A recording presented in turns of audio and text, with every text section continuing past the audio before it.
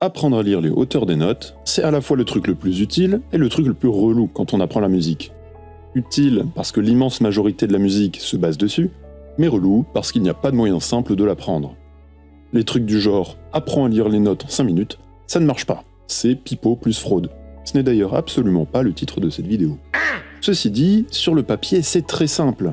Il y a 2 portées de 5 lignes. La plus aiguë avec une clé de sol, qui s'appelle comme ça parce que la note qui passe au milieu de la spirale, c'est un sol, et la plus grave avec une clé de fa parce que la ligne entre les 2 points est un fa.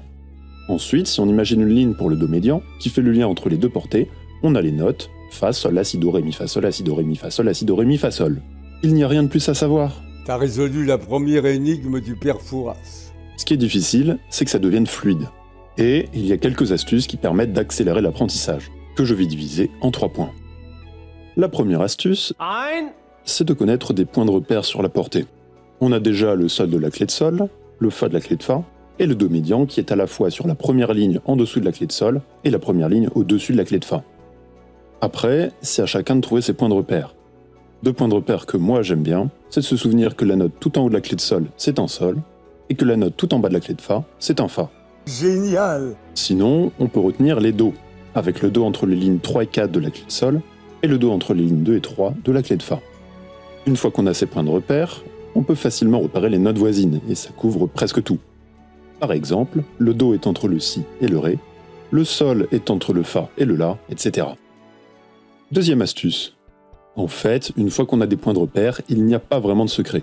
Il faut pratiquer. En cours de solfège, pour pratiquer, on fait entre autres des lectures et des dictées de notes aléatoires. Pour le dire de manière diplomatique, je trouve que cette approche pédagogique est sous-optimale en termes de potentiel d'apprentissage. Mais pour le dire plus crûment, c'est complètement con. On n'apprend pas la langue française en regardant Camoulox. Rouge ou Baptiston?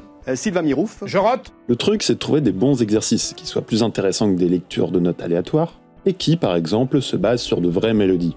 Un premier exercice, c'est de chanter.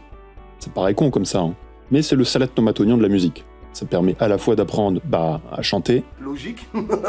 mais aussi à lire les notes, et de se mettre les notes et les intervalles en tête. Le problème avec le chant, c'est qu'il n'y a pas forcément toujours la partition disponible. Dans ce cas, on peut faire de la transcription. C'est un autre très bon exercice, et qui consiste à écrire la partition d'une musique. Bon, pas forcément besoin d'écrire toutes les notes, les accords et tout, mais déjà transcrire la mélodie, c'est un très bon exercice. Et sinon, tout simplement, pratiquer un instrument. Sans jouer à l'oreille, mais en jouant des morceaux à partir des partitions. Troisième point, ça peut vraiment aider de connaître un minimum de théorie musicale. En premier lieu, les intervalles, parce que ça permet de lire plus facilement les notes les unes par rapport aux autres. Ensuite, ça peut aider de connaître les gammes et les modes majeurs et mineurs, parce que ça permet de mettre une logique dans l'organisation des notes, au lieu de considérer les notes indépendamment les unes des autres.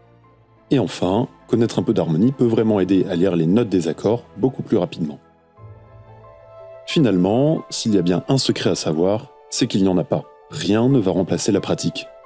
Le truc, c'est de faire des exercices un minimum intéressants pour apprendre de manière efficace et garder la motivation. Sur ce, portez-vous bien et à bientôt.